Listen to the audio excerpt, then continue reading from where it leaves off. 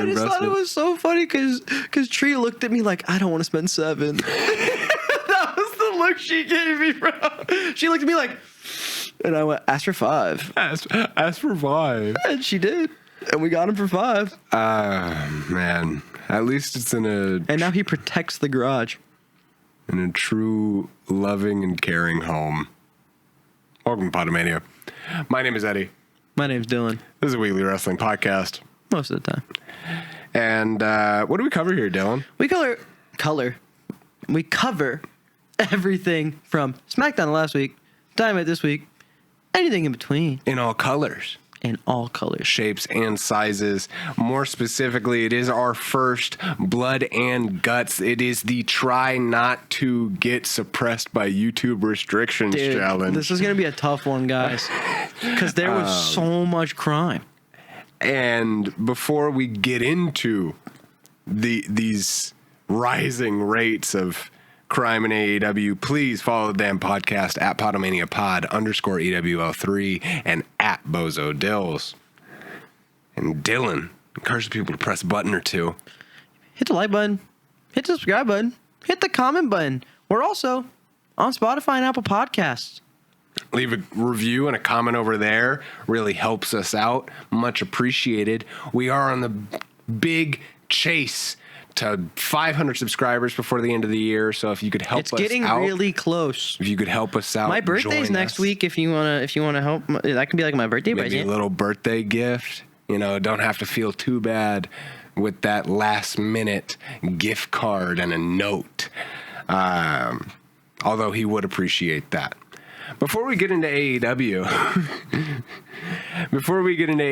I do want to talk about their seemingly guest of honor this week.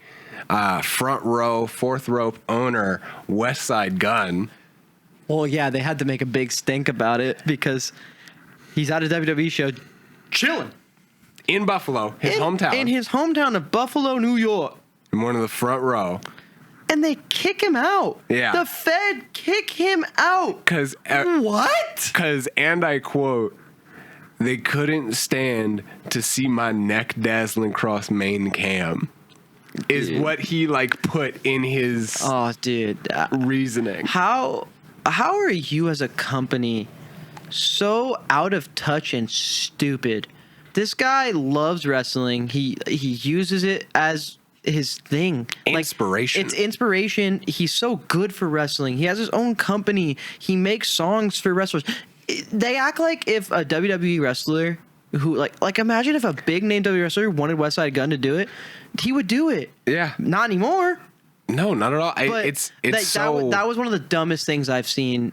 And we've seen the Fed do a lot of stupid shit recently, but that's one of the dumbest things where you have to just go, wow, you guys are that out of touch.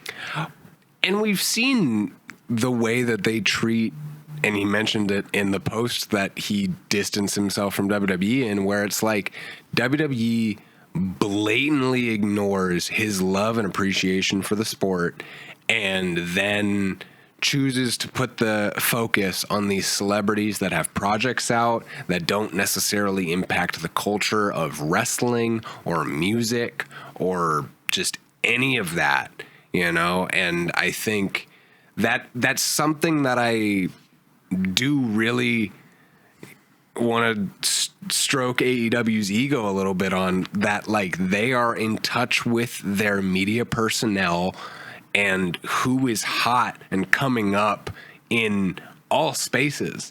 I mean, let's consider us. They noticed us just by swapping companies a couple months ago. They're on the trigger with that kind of thing. Their social media team is amazing. They know what they're doing in that aspect 100% of the time. Their media does it well. They understand that wrestling's supposed to be fun and not take itself too seriously when it doesn't need to. Right?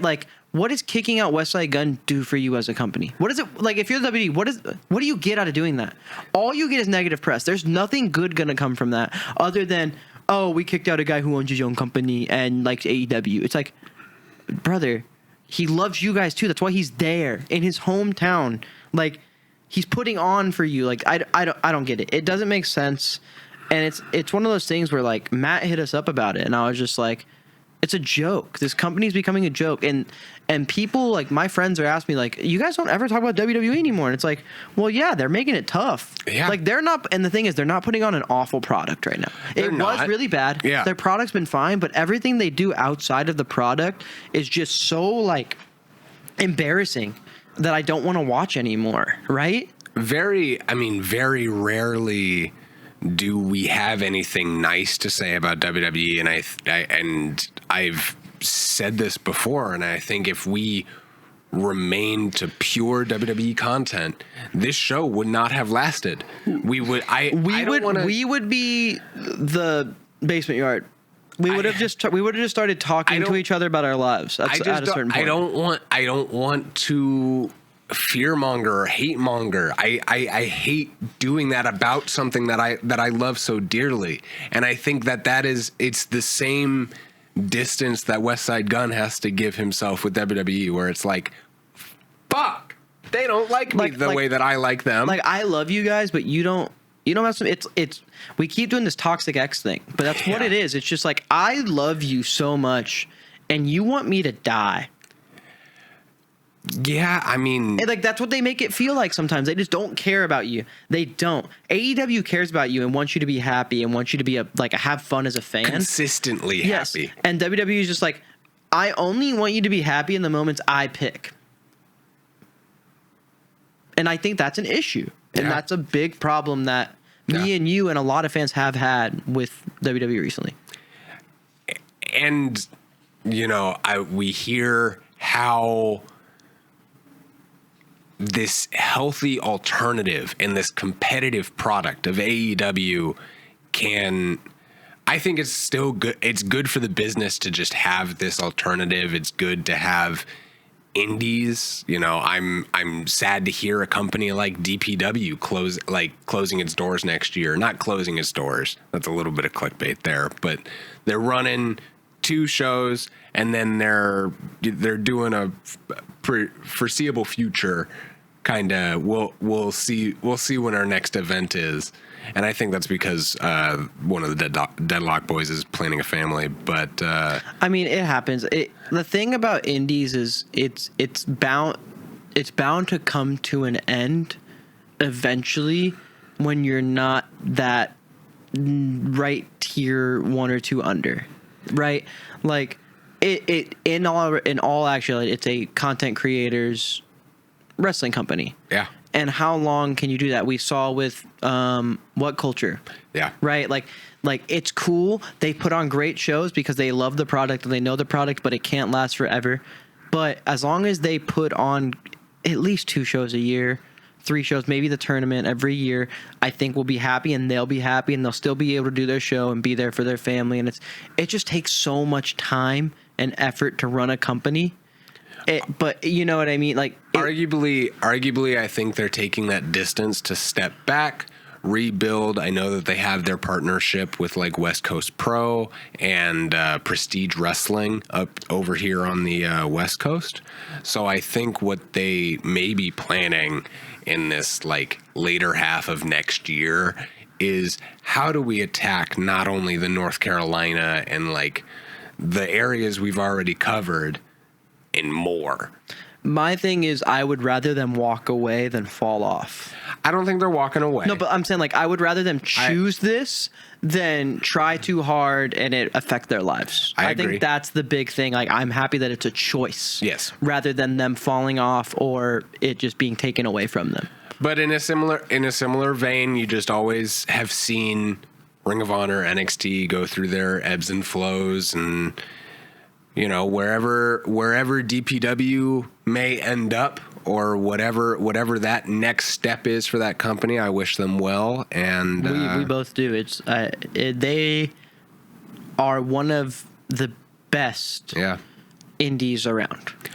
They put on amazing shows for being around as little as they have. That's exactly where I was going with that. 100%.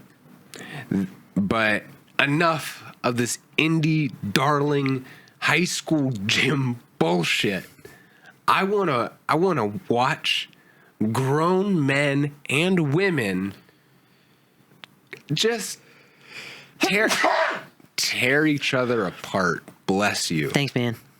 We need him in the room as we talk about these crimes and atrocities that happened on Dude, PGTV. There was a couple times. I mean, sponsored by DC. We watched it together, and there were a couple times where I looked at you and I went, "This is too much. This is a little too much." Kyle O'Reilly's whole face being red with you can like kind of see the blood vessel pumping the blood out. It's a little too much for me. Like comparing the danger that these men and women are in a say a Survivor Series War Games match or an NXT War Games match, and then comparing the brutality we saw in your first Blood and Guts match. It's not surprising that is your reaction. There was a couple times I was just like this. You've been very vocal as well about you're not the deathmatch guy. No. You don't necessarily like anything more. Dude, I've gotten so much shit for that. And it's just like, guys, not everybody likes blood all over their TV. Anything more than like, let's say like thumbtacks. You know, concertos probably like, oh, I can't look at that anymore. No, right? Concertos I kind of grew numb to. Yeah. But like, it's like when they have the wooden sticks and they're just gnawing it into the forehead. Yeah. And they're drowning people. And it's just like, guys. Where's the wrestling? This isn't. It got to a point a couple times where it's like, this is just attempted murder. This isn't wrestling anymore. Yeah. Which that is no disrespect to people who enjoy death matches. I get it. I'm not saying it's bad or it shouldn't happen. It's not for me. Yeah. And most of the time, I will say I did enjoy these matches. Yeah. I thought they were fun. They did a very good job of holding my attention. Which is a problem sometimes in these longer drawn out matches like this. It can be a spot monkey fest, and I think like there was a couple times where we were watching monkeys hitting drums in this match, and we'll talk about that. But them talking to each other in the way that these wrestlers that are like half conscious, unconscious, fading in and out of like, okay, I see a weapon over there. It's like monkeys being like, okay, I need to get to point A to point B, but I don't have opposable thumbs. Would you say that like this violence is at least appreciated? Oh yeah, no, I appreciate it, and like the work they're doing is impressive, and I'm not talking down on it as an entity. I think it's cool, and I get it. Yeah. It's just I get a little queased up. It's like little hot girl tummy issues. Yeah, dude, there was a couple times my stomach turned watching the men's match.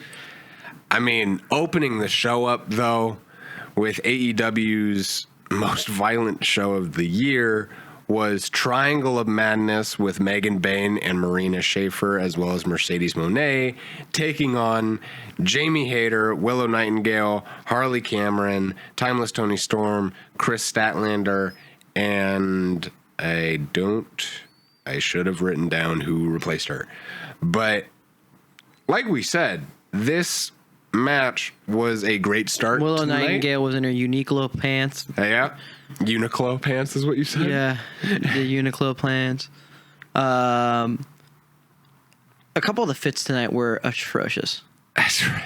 they were, I think the pants. I'm not saying the Uniqlo pants were more bad. Those were fire. A comment that I will make that's not necessarily worth making because it only benefits one Matt Cardona is he is the first one to wear an all white outfit in a death match. And ever since then, everybody else has been doing that. I have to do it. I have to wear white. That shtick where it's like, oh, I need to go pure to red by the end of the match. And no, you don't. I think it's a little drawn out on some of these competitors that are taking this opportunity to. Is it possible to tie-dye or change the color of my attire throughout this match? Yeah, I will say before we get into the match, a couple of the entrances were hilarious. Like Mercedes Moné having all the belts right by the cage was funny. They did a good job of the presentation of this match. It was Mina. Mina. So Mina ended up replacing 'cause Queen that match, Amanada. we should have, yeah. Yeah. But yeah, they did a really good job. I really enjoyed this match. The presentation of it was very good. I love all that. Some of the spots were hilariously insane. Yeah, in both matches, but I mean, out of the two, I did notice that like some of it felt like they were just kind of tossing each other around a lot more. Felt like momentum wasn't occurring until everybody was a part of the match, and I kind of figured that was going to be the case, and it's the case in a lot of these like group matches where that's the hard part of a group match, because you basically are playing numbers until it's even. But it depends on the storyline going into the match. Yeah. And because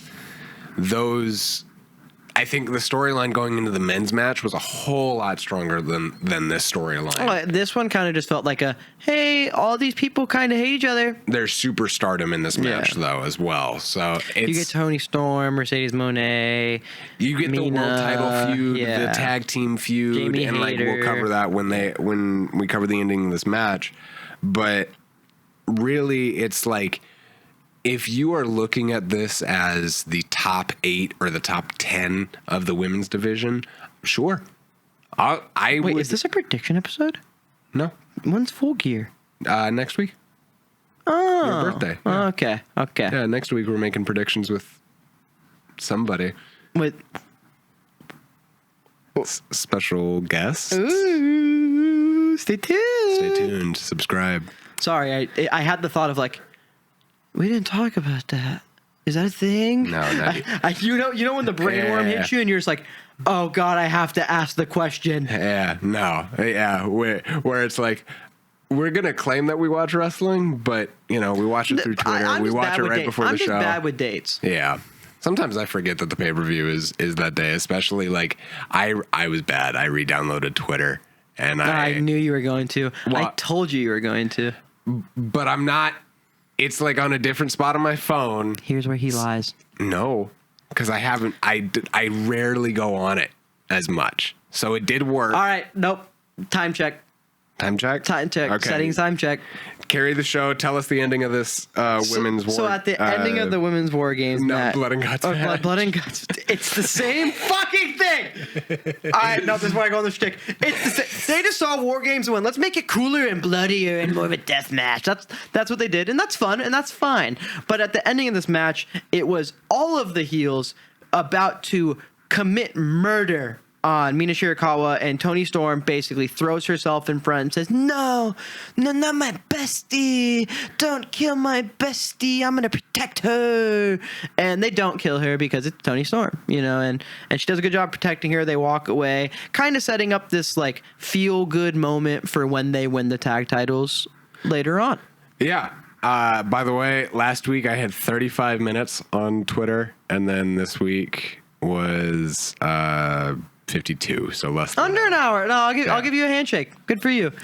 Am I getting time checked now? Yeah, please time check. Oh God. Oh God. I need to know, because if tolerance breaks don't work, this is the lab test to prove it. Is it app usage? How do I look this up? It's in your settings. But yeah, definitely setting up that like celebratory victory for the heels in this women's Blood and Guts match, and Toni and Mina are definitely at a downfall here to make their sweet comeuppance here next week or in a few weeks when they win. 3 hours and 18 minutes. Ooh. Dude, YouTube was 15 hours. You listen to I have YouTube on while I drive at work. TikTok was 8 hours. I need to uninstall TikTok. Yeah. TikTok is straight up bad for me. No, that one's tough because like that's not just FOMO in society, that's FOMO from your girlfriend. No, my girlfriend doesn't use TikTok. She only uses Instagram Reels. So I really can uninstall TikTok. You could. But my TikTok algorithm is so perfectly curated. I've worked so hard. I've built this brick by brick. I think that's why I'm not addicted to Twitter, because Twitter lost it. Twitter lost my algorithm, so Twitter algorithm sucks right now. Sorry to sidebar fans. Yeah. Dude, like one day it'll be all Knicks stuff, the next day it'll be all NCAA stuff, the next day it'll be all WWE. I'm like, why can't I just get a little bit of all of it? And notice how it's none of the Epstein files. But because I'm not in there. Toni continued to protect Mina Shirakawa as the heels. Bestie. More like breasty. Okay. You can't say that. I love women. Leave it there. Don't say any more or any less. But yeah, Toni did say like, go, like, get down, Mr. President. Get down, Mrs. President. And protect her and say, don't hurt my lover. And I do think that this disadvantage and this loss will make this sweet victory and comeuppance and this big O that they're going to get in a couple weeks just all that much more wetter and tastier as they become the inaugural women's tag team champions. What is wrong with you two? I need help. You need fucking help, dude. Yeah, I need help. Yeah. You're fucking traveling every week. That's why we had to change to Thursdays, making this 24-hour turnaround shit. You are traveling with the Don Callis family. I know. And trying to spoil their plans of grooming the Young Bucks into the bald crew. Okay, dude, your word choice today is fucking wicked. You've had your vocabulary today has shown what's been on your Twitter feed.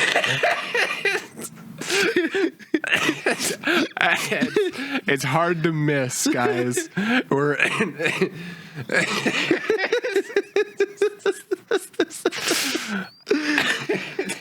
But you've been. By the way, I told you the Young Bucks were joining the Don Callis family, and you're like, no, Dylan, there's no way. Also, for the fucker that suggested that Mark Briscoe join the Don Callis family, but let's just Fuck you. No, Fuck you. No, let's bring everybody into the Don Callis family. But hey, no, that's not why he said that. You don't watch wrestling. No, I don't listen to our fans. No, you don't watch wrestling. The stipulation of the match is if Kyle Fletcher wins, Mark Briscoe joins the Don Callis family. You don't watch wrestling, bro. We just caught him in 4K. Not watching the product. That is the stipulation of the match. You don't know shit. Damn. That's how I know he don't watch the weekly product, bro.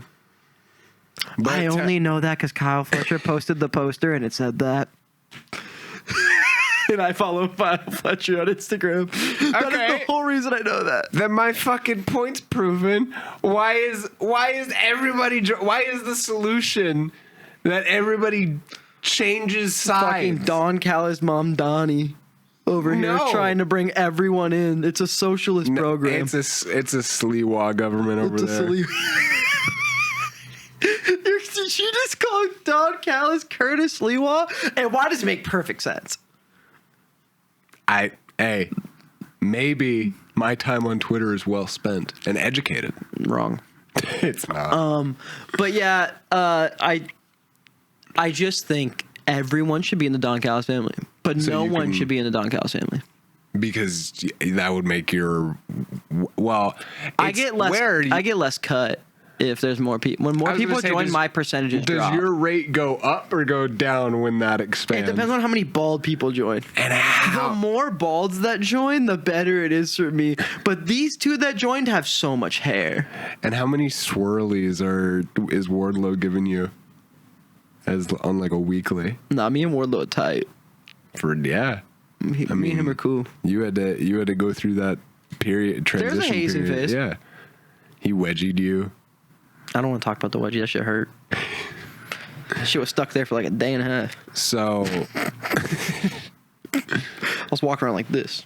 we will get. I was like stuck. I was like stuck like this for like 2 days, bro. That shit hurt.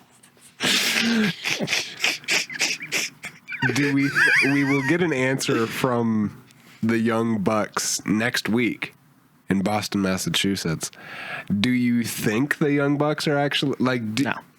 I don't think they're actually doing it. Okay. I have a little inside baseball because I'm there all the time. Yeah, let's get. This, I just have a feeling. Let's get the scoop. From what I've heard, I don't see it happening. They don't fit in. Because of the hair. A lot of hair. Too much hair. And it's just like how with their legacy and what they've done in AEW, how does Don Callis hold them down? You know? He barely can hold down Okada. It's true. I mean, but at one point, as he keeps mentioning, and as who is returning next week as well, one Kenny Omega was a Don Callis man and blames all, even the diverticulitis, on his betrayal. I can't believe he betrayed my goat. So it's... I will say it makes more sense for them to join, as I don't know where they're at with Kenny at this point. Well, they're hating because he loves Jurassic Express. Yeah, I mean, no, it makes sense. The thing about it is, no matter what happens, it's the Young Bucks. They'll be fine. It's the thing we talk about where they don't need the Don Callis family, but half the motherfuckers in the Don Callis family don't need the Don Callis family. That's my issue with the Kyle Fletcher stipulation. Then Kyle Fletcher Briscoe stipulation. Well, why is it the same storyline? What do you mean? If both of them have to make a decision about the Don Callis family and neither of them join, or both of them join, what benefits do you get? Well, that's the thing. We know Mark Briscoe's winning. There's no way Kyle Fletcher beats him and he joins Gunn. That's just not going to happen. Do you say that in front of Don Callis, or no? Okay, you keep that to yourself. He doesn't watch the show. He doesn't watch Mark's. He doesn't watch wrestling podcasts. Don't send this to him. Don't fuck up my employment. I just saw him press the share button. Sent it directly into Don Callis' DMs, dude. Oh, boys, it looks like we can go back to Wednesdays. Fuck! There goes my check. Yeah. I was gonna buy a boat. I was gonna buy a house with a moat and put my boat in it. Well, hopefully, at least the Young Bucks will hopefully get a. Do you think they're gonna join? I don't think so. I don't think so either. I think this was stupid. This was so stupid. It was not stupid. This has been fun. You don't like fun. That's not true. When's the last time you've liked something that's been fun on wrestling? I loved when Darby Allin was in the fish tank. That's not fun, dude. That's not fun. He said, I can't breathe here. I don't have gills. That was fun for me. You need to go to therapy. You need to go to therapy. That's an off the podcast conversation. Yours is clearly therapy. Mine is like maybe. Well, it's just, I'm inspired by the ops and their work in the streets. Especially when they are trying to beat the living shit out of Hangman Adam Page. When they can maneuver anywhere throughout the arena. Hangman Adam Page faced Powerhouse Hobbs in a Falls Count Anywhere match, getting the better of Powerhouse Hobbs, knocking him off a balcony through a pallet of dynamite. I don't know. Might as well have been. Dude, this show, man. I don't know. Powerhouse Hobbs fell, and then it was a cutaway of an onomatopoeia that said "bang." like I'm reading a fucking comic book, dude. Swear to God. So, I'm glad that they added this like new stipulation as well to Samoa Joe versus Hangman Adam Page at Full Gear. It's gonna be a cage match. It's gonna be a steel cage match as they dropped that. Dude, did you see Samoa Joe's face when he's like, "Fuck, not a steel cage. Whoa, you're Samoa fucking Joe." Well, I imagine that is false fear, and we shall see the big fat Samoan man. Fat. Thanks. Will step into that cage with no fear or paleness in his face, and still not take the victory, because I'm not ready to say.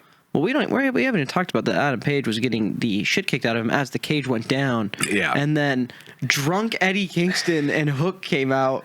Okay, sober Hook and drunk Eddie Kingston came out and saved the day. What was up with Eddie Kingston? Because me and you had the same reaction. I just saw the rat. What was up with Eddie Kingston? Was he drunk? Do you know what I was talking about? He was like... Yeah, he was wobbling around the ring. I'm not too sure what was going on with him. I'm, like, happy with his placement on the card, where he's, like, now being involved in this World Championship picture.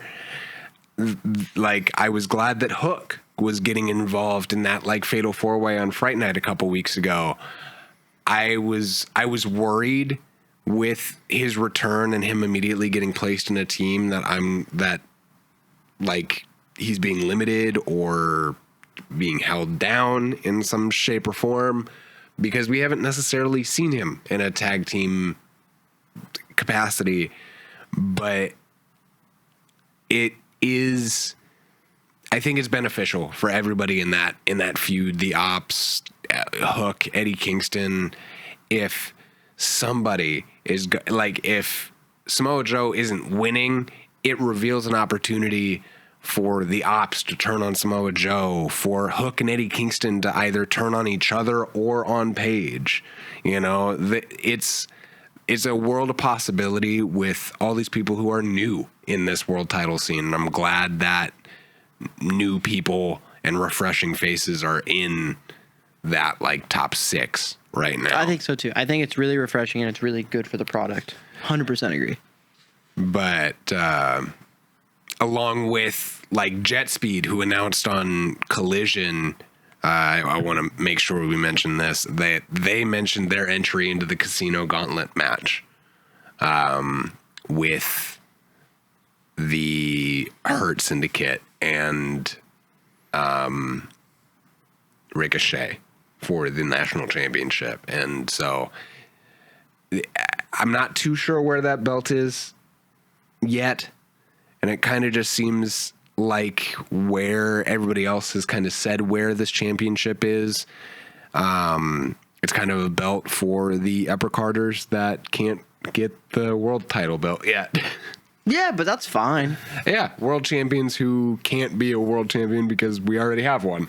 It's like one of the comments said last week where it's like, Dylan finally gets it. Like they were like happy that like the belts don't need to be set in their ways of the tier. Where like anybody can have any belt, and that's what elevates the belt is the wrestler, not the belt itself. Yeah. And I think that's one of the best aspects of AEW.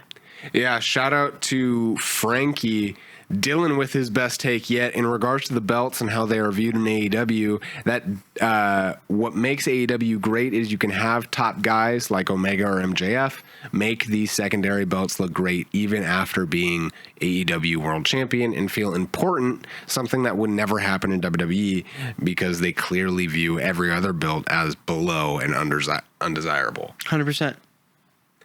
So that like ranking of where everybody's at in the card, I think yes, it's a point to prove, but it's also like you play a dangerous game where all of our belts are equal. Okay, what value does the most important belt? But I have think then? they do a good job of making sure the big beautiful belt is the main one. Yeah, they do it. They do a really good job. But I like that it's the world championship and then the rest is just a mixed pot based on who has it. Yeah. Where like the TNT championship feels so important right now because of the run Kyle Fletcher's on. Yeah. So whoever beats him, that matters, right? Just like whoever beats Okada for his unified championship, that matters so much. I'm not gonna lie. That match on Collision, I would have been, because Ace Austin's kind of been on like a kick. I was like, you know what, a little upset there. I wouldn't have been mad. I was like, ooh, no, like let's do it. Let's get White Boy a little bit of gold. Let's get White Boy wasted. But I understand why they did it because they obviously have bigger plans for hopefully all competitors involved. But yeah, I think it's great when it's great, and it's not great when it's not. Yeah, 100%. I think the big thing is like with AEW, the title pictures are so hit or miss, but when they hit, they fucking hit. And when they miss, you just kind of got to shrug your shoulders and go, not everyone's going to be great. And I would say that's okay. I would say that the WWE point of view on that is like when it doesn't hit, it's already at a disadvantage because it's a lower tier or B tier or below belt.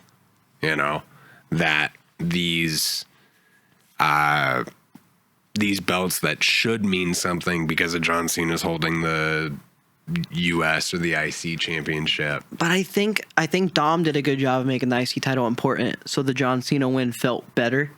And now whoever gets that from Cena, you have the I took this from Cena. Like In his last match. No one can fuck with me. So when Obafemi does it, don't be surprised.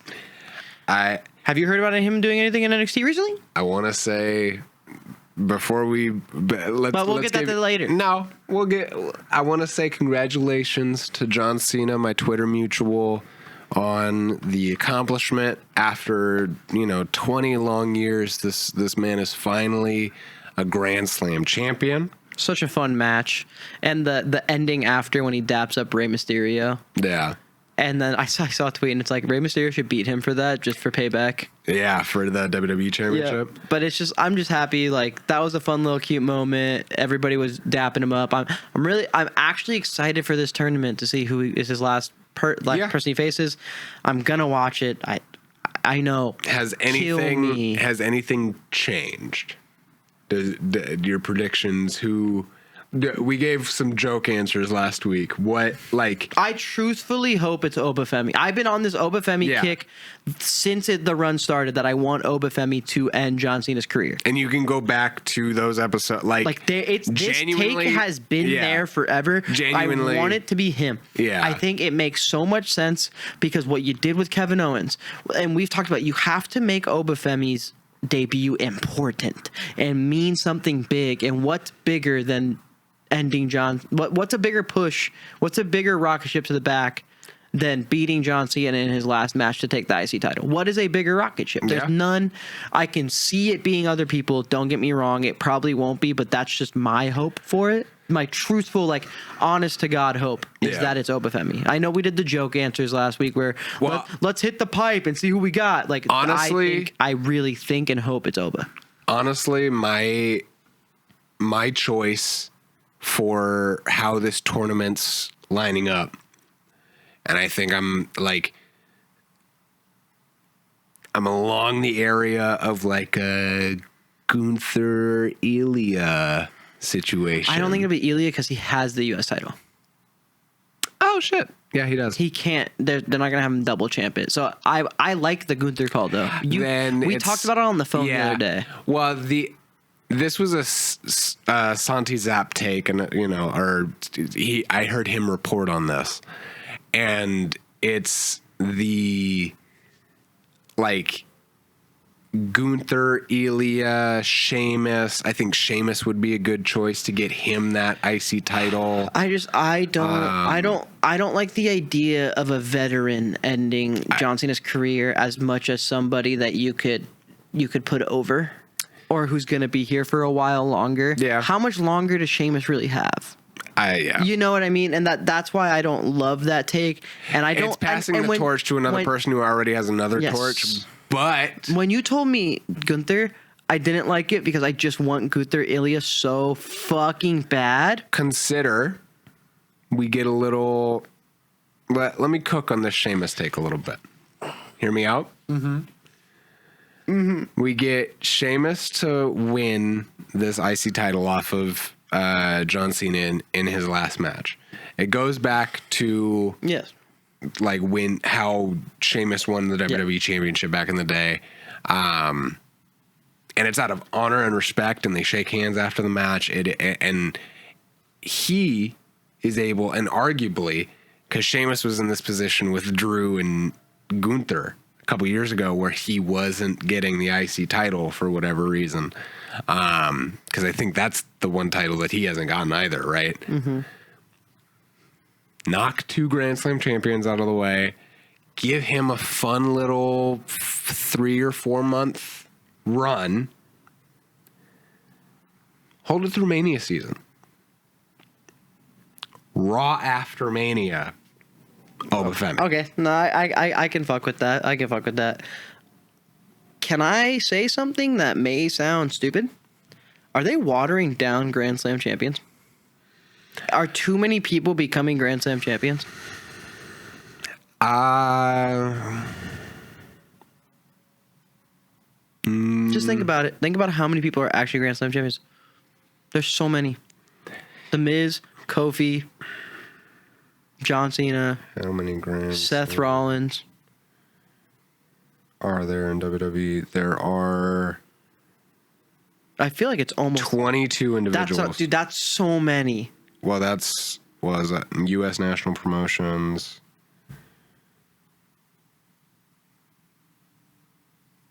Yeah, 22. I think just throughout wrestling, I think it's 17.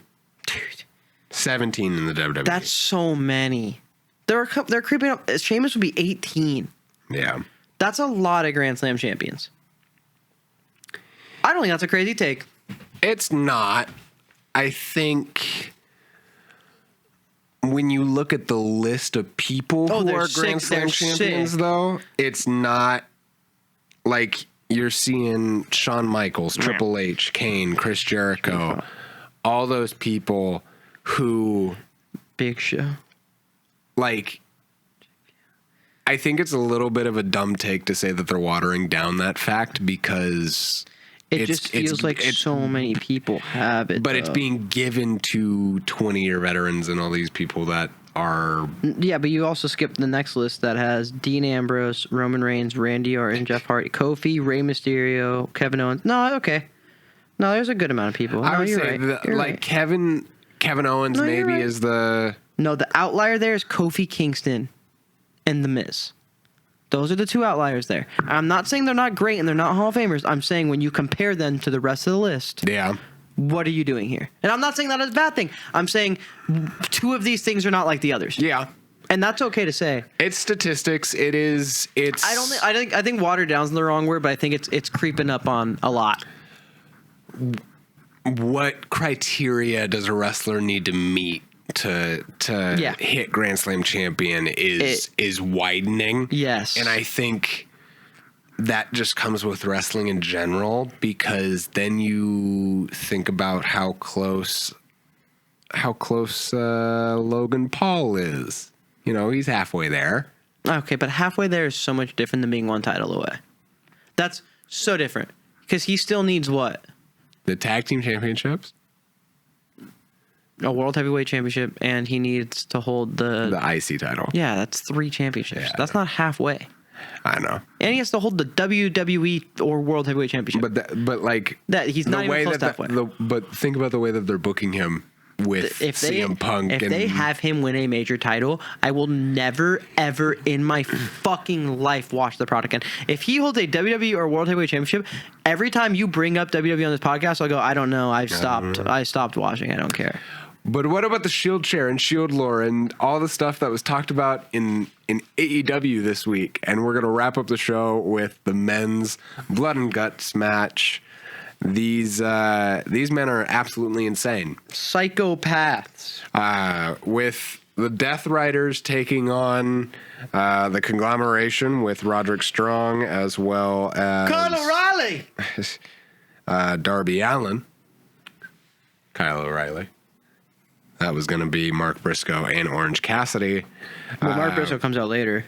Well, in a sudden change of events, halfway through the match, we get a message from Renee Paquette from John Moxley's wife that Mark Briscoe is not.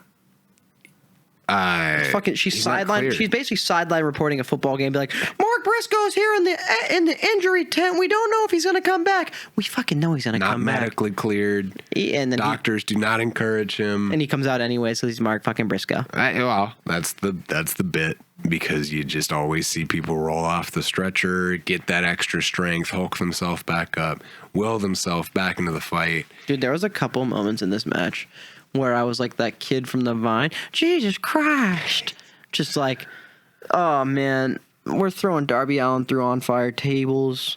Yeah. Gabe Kidd came out, set tables up on fire for Pac to throw Darby Allin through. Pac looks absolutely massive. Yeah. Oh, my God.